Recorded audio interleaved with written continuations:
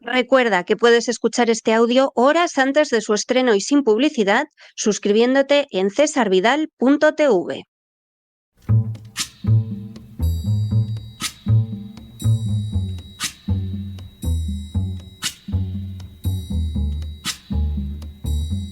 La Voz con César Vidal, desde el exilio. When the night has come and the land is dark and the moon is the only light we'll see. No, I won't be afraid. Oh, I won't be afraid. Just as long as you stand by me. Muy buenos días, muy buenas tardes, muy buenas noches y muy bienvenidos a esta nueva singladura de La Voz. Soy César Vidal, hoy es el miércoles 22 de enero de 2025 y me dirijo a los hispanoparlantes de ambos hemisferios, a los situados a uno y otro lado del Atlántico y del Pacífico, y como siempre lo hago desde el exilio. Corría el año 1991 cuando quedó perfilada en la política exterior de los Estados Unidos lo que años después sería conocido como la doctrina Bush. Creada en realidad por el vicepresidente Dick Cheney, por el secretario de Defensa Donald Rumsfeld y por el vicesecretario de Defensa Paul Wolfowitz, la citada doctrina implicaba la invasión de distintas naciones de Oriente Próximo y África y la justificación de esas agresiones con el concepto de ataque preventivo. Aunque el ataque preventivo está contemplado como crimen de guerra y así ha sido juzgado con anterioridad, los citados asesores de Bush lo justificaron señalando que se perseguía impedir los efectos devastadores de un ataque contra Estados Unidos mediante el expediente de atacar antes. El presidente Bush padre se negó a asumir esa visión, pero se vería realizada años después, precisamente durante la presidencia de su hijo. Para justificar tan discutible tesis, se recurrió en algunos casos a afirmaciones y operaciones de propaganda totalmente falsas, como por ejemplo la de afirmar que Irak tenía armas de destrucción masiva. Se había consagrado así una manera de actuar moralmente intolerable desde el punto de vista de la legalidad también, y era señalar hacia peligros que tenían una más que discutible base real para desencadenar guerras en las que morirían cientos de miles de seres humanos y que nunca pasaron de ser agresiones sin justificación, pero que se intentaron justificar.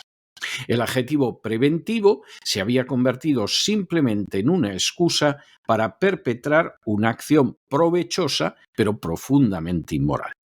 En las últimas horas hemos tenido nuevas noticias sobre los indultos otorgados por el presidente Biden apenas unas horas antes de abandonar la Casa Blanca. Sin ánimo de ser exhaustivos, los hechos son los siguientes. Primero, el presidente Biden ha abandonado la Casa Blanca otorgando indultos preventivos, es decir, indultos dirigidos a personas que en general ni han sido encausadas y mucho menos condenadas todavía. Segundo, los indultos preventivos del presidente Biden cubren a personas de su propia administración relacionadas con cuestiones de especial relevancia y notable gravedad. Tercero, uno de esos indultos preventivos ha beneficiado a Anthony Fauci, la autoridad más relevante relacionada con la crisis del coronavirus. Cuarto, Fauci hubiera podido ser procesado tras reconocer que las medidas de seguridad adoptadas durante la crisis del coronavirus carecían del menor valor, que no se habían adaptado las debidas garantías con las vacunas y que el virus había sido fabricado por una empresa americana relacionada con el complejo militar industrial. Quinto, También ha sido indultado preventivamente por Biden el general Mark Milley, responsable, entre otras acciones, de la desastrosa retirada de Afganistán y sobre el que pesa la sospecha de estar implicado en graves actos de corrupción relacionados con el complejo militar industrial y al que también se ha acusado de haber desobedecido órdenes del presidente Trump en su primer mandato. Sexto, igualmente han sido indultados los miembros del Congreso que sirvieron en la comisión que investigó el episodio del 6 de enero de 2021. Séptimo, estos miembros del Congreso eran sospechosos de haber falseado la realidad para crear un relato en el que se acusara a los que entraron en el Congreso de golpistas a las órdenes de Donald Trump, con la clara intención de impedir que Trump pudiera presentarse precisamente a las elecciones presidenciales que ganó en noviembre del año pasado. Octavo, igualmente ha sido indultado el antiguo jefe de policía del Capitolio, Harry Dunn, al que se le ha atribuido una responsabilidad directa en los acontecimientos del 6 de enero. Noveno, de manera no menos descarada, pero ya preludiada por el indulto concedido a su hijo Hunter, Joe Biden ha concedido indultos preventivos para 6 miembros de su familia, entre los que están sus hermanos James y Frank, su hermana Valerie y sus respectivos cónyuges.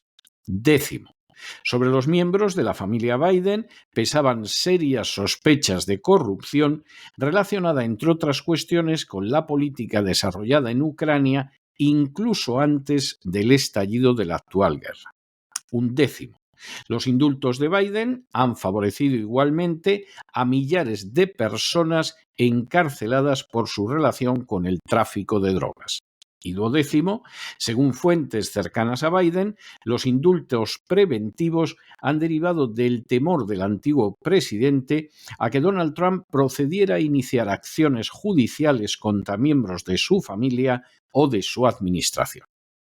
La potestad de indulto del presidente de los Estados Unidos fue trazada a finales del siglo XVIII sobre la base del derecho de gracia que en aquel entonces ostentaban los monarcas absolutos o los déspotas ilustrados del continente europeo.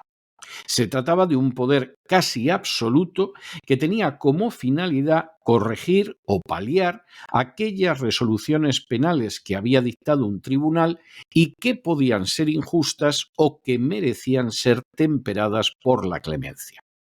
A lo largo de los años, ese poder de indulto fue ejercido por los presidentes de Estados Unidos con una moderación extraordinaria y ejemplar, hasta el punto de que hay que decir que se manifestó más restringido que amplio. El cambio en ese ejercicio del indulto se produjo de manera notable con la administración Clinton, en que se ejerció de manera muy abundante y a la que se acusó de hacerlo en no pocas ocasiones por razones económicas.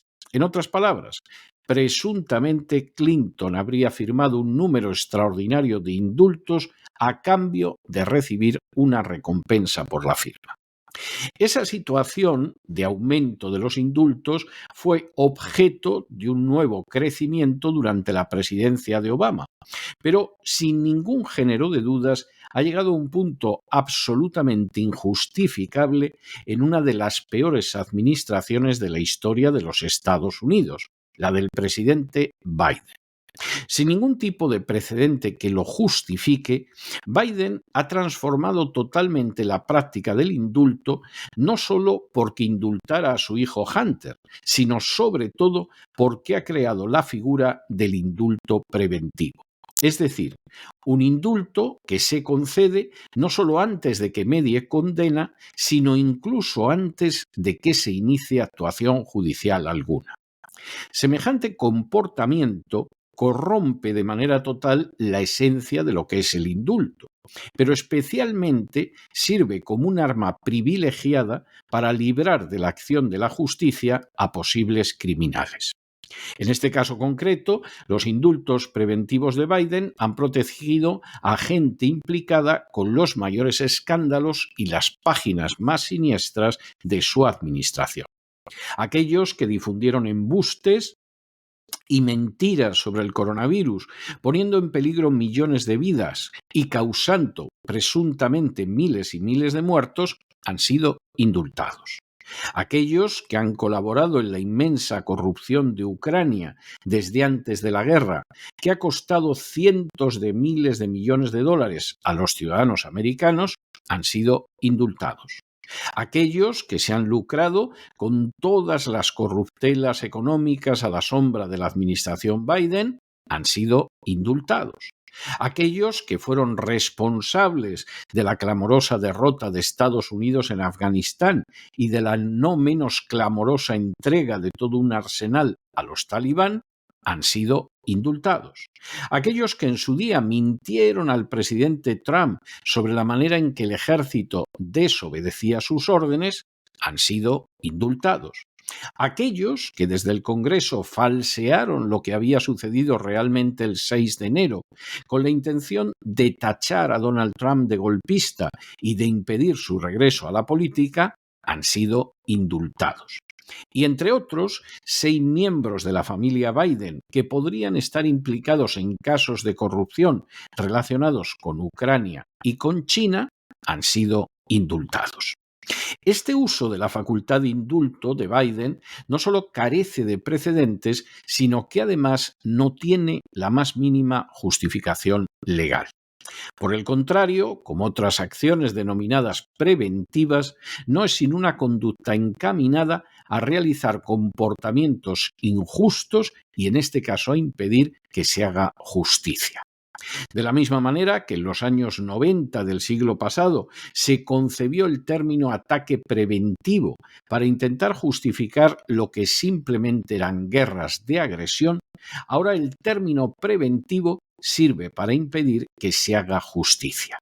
Si este ejemplo de política degenerada cunde, podría llegar un día en el que cualquier presidente acabará indultando preventivamente a todos aquellos que a sus órdenes han delinquido e incluso han cometido horribles crímenes, y lo hará además antes de que se inicien siquiera las actuaciones judiciales. La inmensa inmoralidad, la indescriptible corrupción, la colosal indecencia de un presidente católico que todos los domingos acude a misa en una parroquia de jesuitas de Washington, no solo ha quedado expuesta en su cruda realidad, sino que además ha marcado el camino que pueden seguir otros políticos degenerados e inmorales en el futuro. Formará así parte del más que tenebroso legado de sangre y corrupción de la administración Biden.